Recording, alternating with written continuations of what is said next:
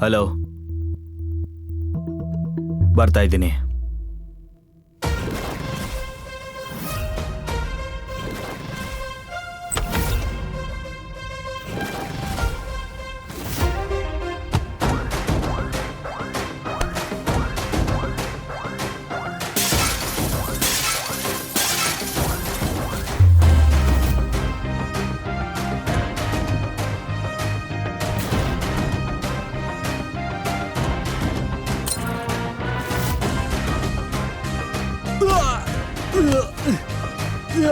ನಿನ್ನ ನನ್ನ ಮಗನೇ.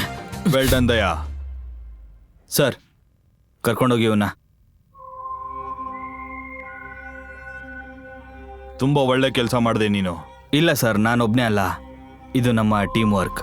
ಸರಿ ನಡಿ, ಇನ್ನೂ ಕೆಲಸ ಇದೆ. ಒಂದು ಕಾಂಪ್ಲಿಕೇಟೆಡ್ ಕೇಸ್ ಬಂದಿದೆ, ಅದನ್ನ ಶಕ್ತಿಯಿಂದಲ್ಲ ತುಂಬಾ ತಲೆ ಉಪಯೋಗಿಸಿ ಸಾಲ್ವ್ ಮಾಡಬೇಕು. ಯಾವ ಥರದ ಕೇಸ್ ಸರ್ ಇದು?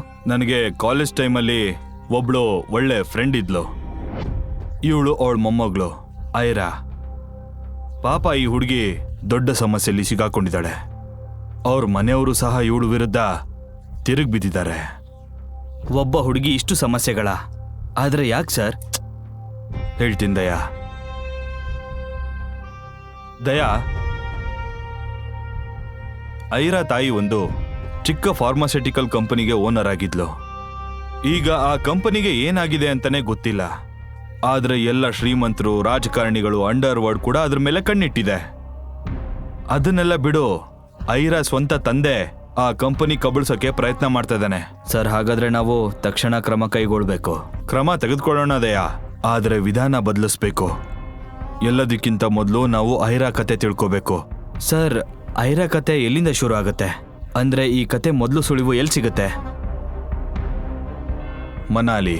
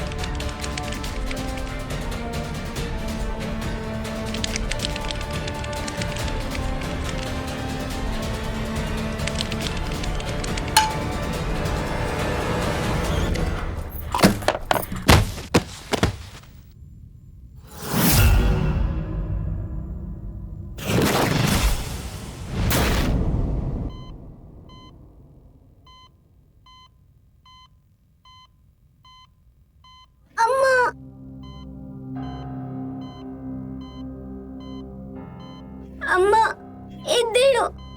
ಅಪ್ಪ ಮತ್ತೆ ಆಂಟಿ ನಮ್ಮ ಮನೆ ಕರ್ಕೊಂಡ್ ಬಂದಿದ್ದಾರೆ. ಅವ್ರ ಅಪ್ಪನ ಜೊತೆ ನಿಮ್ ರೂಮ್ ನಲ್ಲೇ ಇದ್ದಾರೆ. ಅಮ್ಮ, ದಯವಿಟ್ಟು ಎದ್ದೇಳು. ನನಗೆ ತುಂಬಾ ಭಯ ಆಗ್ತಿದೆ. ಅವ್ರನ್ನ ಹೊರಗಾಕು. ಅಮ್ಮ, ಪ್ಲೀಸ್ ಎದ್ದೇಳು. 8 ವರ್ಷದ ಚಿಕ್ಕ ಐರಾ ಹಾಸಿಗೆ ಮೇಲೆ ಮಲಗಿದ್ದ ತನ್ನ ಅಮ್ಮನನ್ನ ಮತ್ತೆ ಮತ್ತೆ ಕರೆದ್ಲು. ಆದರೆ ಅವಳ ತಾಯಿ ಸ್ವಾತಿ ಕಣ್ಣು ತೆರೆಯಲಿಲ್ಲ. ಐರಾ ನರ್ಸ್ ಮಷಿನ್ ಬಟನ್ ಒತ್ತುವುದನ್ನ ನೋಡಿದ್ಲು. ಅದನ್ನೇ ಅವಳು ಇಂದು ಕೂಡ ಪ್ರಯತ್ನ ಮಾಡ್ತಾ ಇದ್ಲು. ಬಟನ್ ಒತ್ತಿದರೆ ತನ್ನ ಅಮ್ಮ ಎದ್ದು ತನ್ನ ಮಾತು ಕೇಳ್ತಾಳೆ ಅಂತ ಅನ್ಕೊಂಡ್ಲು. ಆದರೆ ಏನೂ ಆಗಲಿಲ್ಲ.